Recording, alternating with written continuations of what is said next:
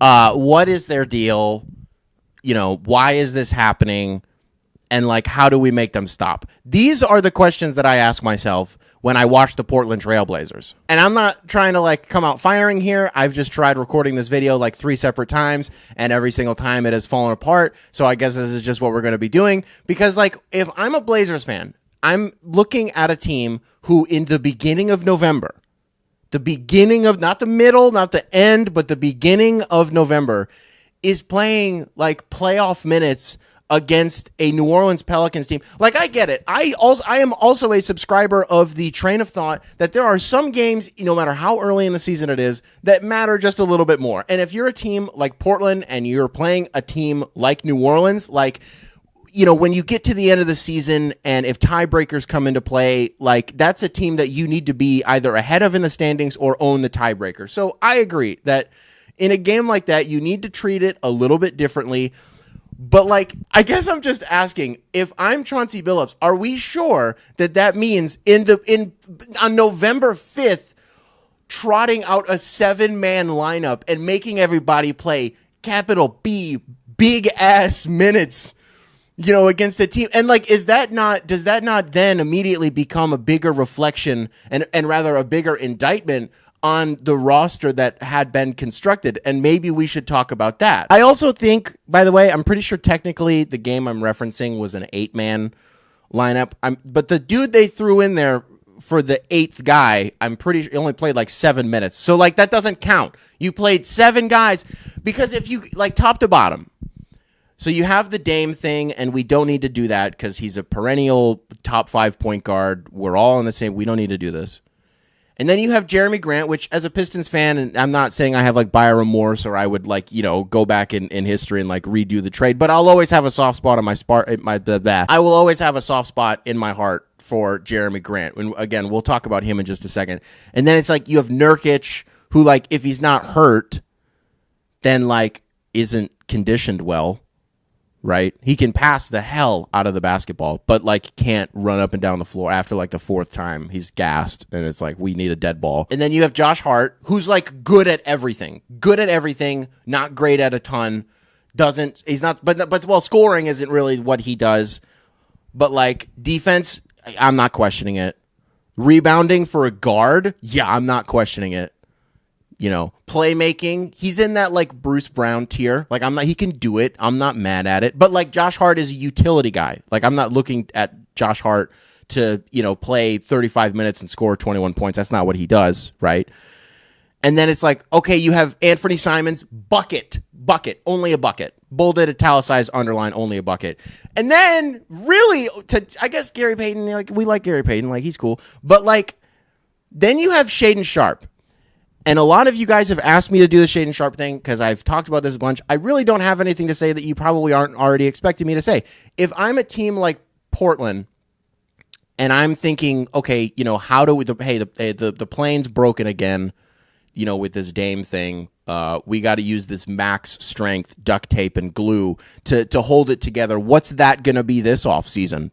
Who are we going to trade for? Who are we going to sign? Who are we going to draft that's going to make Dame want to stay? Again, we're not doing the Dame thing, but, like, it all also comes back to this always anyways, so we have to intrinsically a little bit. So Portland, being the fucking galaxy brain 5-headed franchise that they are, we're like, what do we have? What do they have? Like the 7th pick in the draft this year. So they're like, let's use it on a guy who, like, and I'm wrong about Shaedon Sharpe, apparently, because apparently he's great. But what bothers me are the people who are like, I fucking told you. See, I saw it the whole time. I knew it. I told people the whole time that we should draft Shaedon Sharpe. The people who wanted to draft Shaedon Sharpe were doing it purely off vibes. That's it. Nothing more. You were watching his tape. Were you doing a fucking deep dive on Shaedon Sharpe? What tape?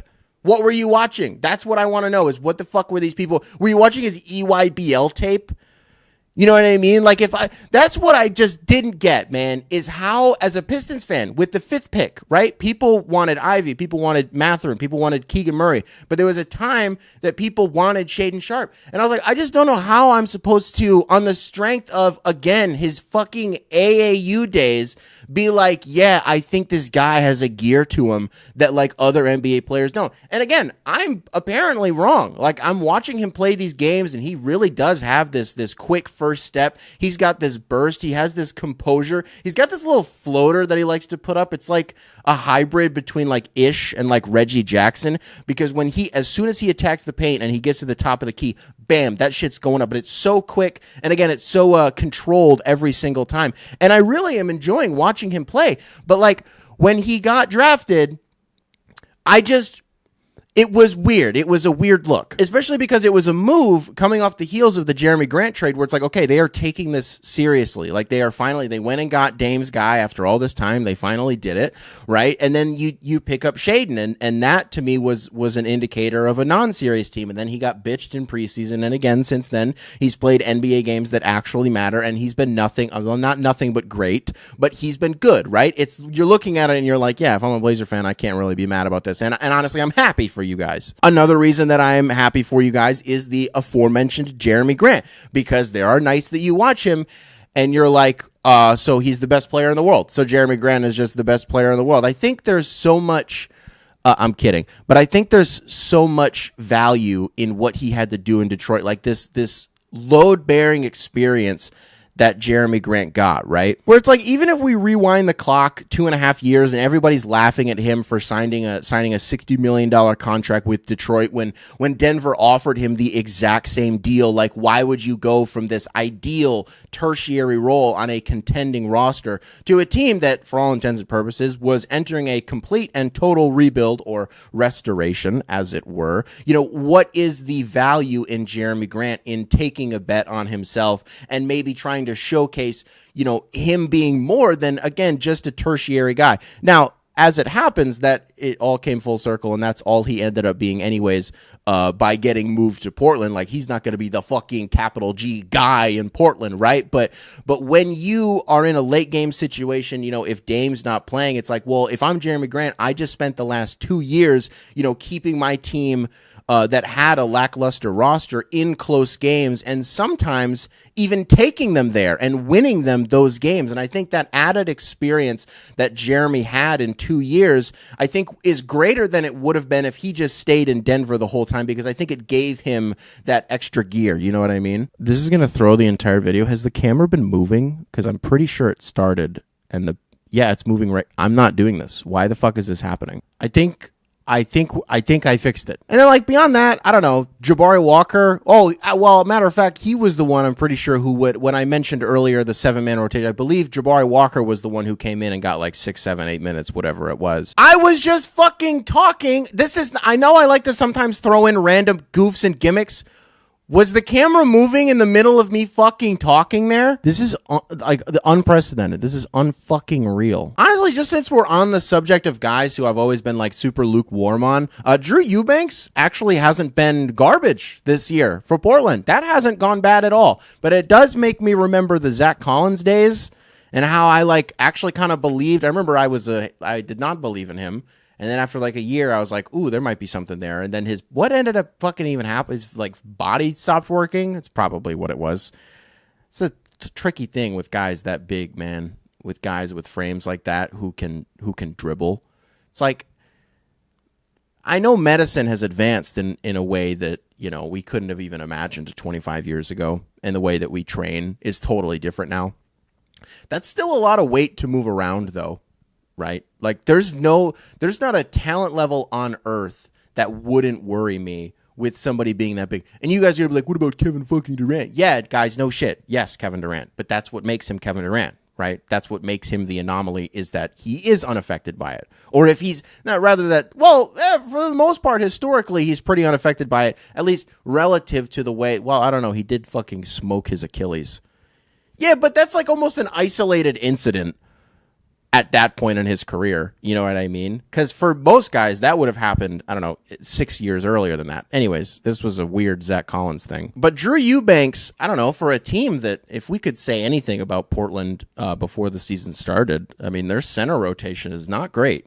was not great. Well, is probably not awesome, but like before the season, we're like, they're going to be running pretty thin there. So having Drew Eubanks in there, being pretty quick twitched, being pretty quick footed, I don't know, kind of pestering guys around the rim and towering over certain dudes. Like, it's definitely been fun to see him, playing a contributing role on a team that is playing otherwise fantastic basketball right now. Which, by the way, is the sentiment that I want expressed in this video. I do realize I kind of came out firing on this Blazers team. And there are some things that frustrate me, whether it's as a goof or whether I actually believe it. But at the end of the day, they're outperforming what I expected them to do and what I'm sure a lot of you watching this video expected them to do as well. I say that, but like at the same time, they're just like fine, right? Like if you do like field goal percentage, like they're fine, like middle of the pack, like they're cool. 3-point percentage, they're actually shooting the shit out of the ball from three, but they're also not taking that many threes. I think they're taking like 18th most threes in the league, despite making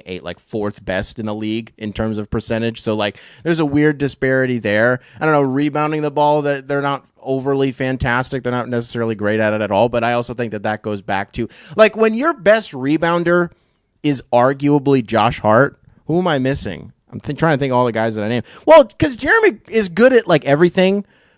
Well, I don't want to do I said earlier that Josh Hart is good at a lot of stuff, but not great at anything. But like Jeremy Grant, I don't know, on an average night, you'll see what from him? 23, 6, and 4, right? And like, that's fine. That's all that you need from him. But in the off chance that he's giving you a double-double with rebound, well, obviously with rebounds, Jeremy Grant is not giving you a fucking double-double with assists of all people. But I don't know. Does that concern Blazers fans? That's probably what it is that, when it comes to playing a team like what Cleveland is an example, right? This big towering team. You could throw Minnesota in there even. When you are playing these bigger lineups and you have to resort to fucking New Orleans is a good example, and we used them at the beginning of the video, making everybody play big adult playoff minutes in a regular season game. By the way, I just want to remind everybody that it was the beginning of fucking November. Like, again, it just boils down to like, how much longer are we going to go down this road of trying to I said I didn't want to do the Dame thing. I said I didn't want to do it. Probably should just stay out of it because if there's anything I've learned about doing the Dame thing with Blazer fans, it's that you'd be surprised how much you don't know. You'd be surprised how much more Blazer fans know, how many more reports they see, Oh, well, actually, I know this guy, and he was in Eugene, and he ran into Dame because he was at Nike.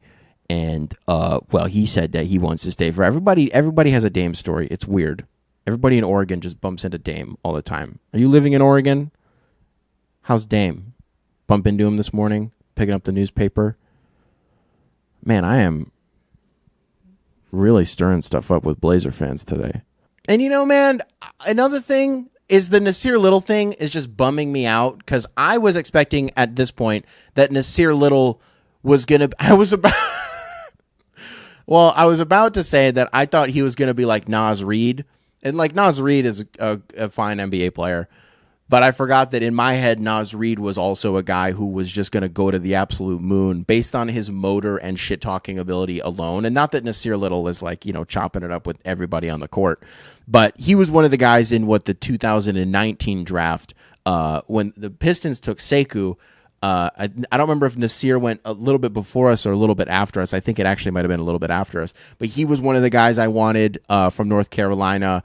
Cam Johnson was another one of those guys. And obviously it's easy now to look back and be like, oh, yeah, Cam Johnson, I really wanted him. But like, he was kind of a reach, honestly, when Phoenix took it. It was like, really? Was it like 11, I think is where they took him at? It's like, really? Cam Johnson going there? I thought he was a free fall to Detroit for sure.